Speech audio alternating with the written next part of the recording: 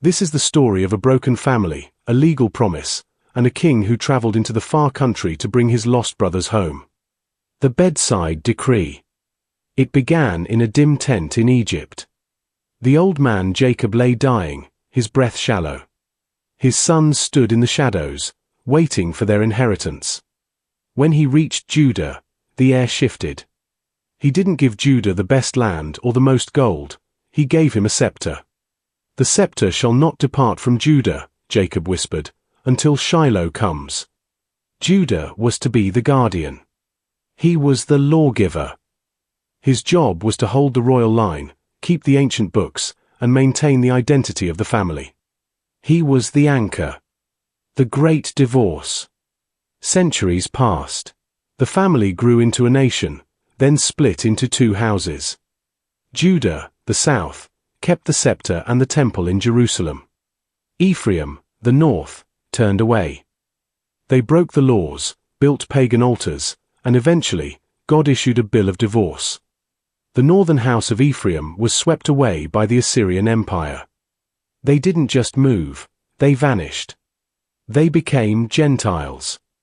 They lost their names, their language, and their memory.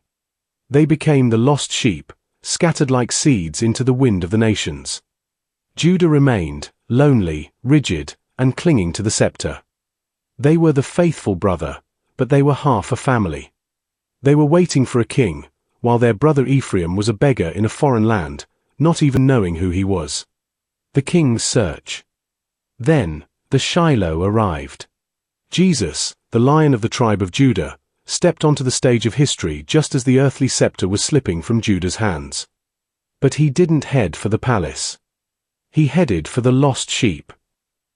When he said, "I was sent only to the lost sheep of the house of Israel," he was beginning a legal rescue mission. He had the scepter of Judah in his hand, the legal right to rule. But he wanted the fullness of Ephraim, the people who had become Gentiles. He knew that for the divorced brother to come home, a price had to be paid to satisfy the law. He died to break the curse of the divorce, and he rose to issue a new invitation. The two sticks become one. The story ends with a miracle of restoration.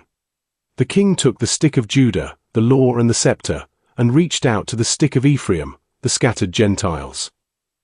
He grafted the wild branches, the people from every nation who had forgotten their origin, back into the original tree.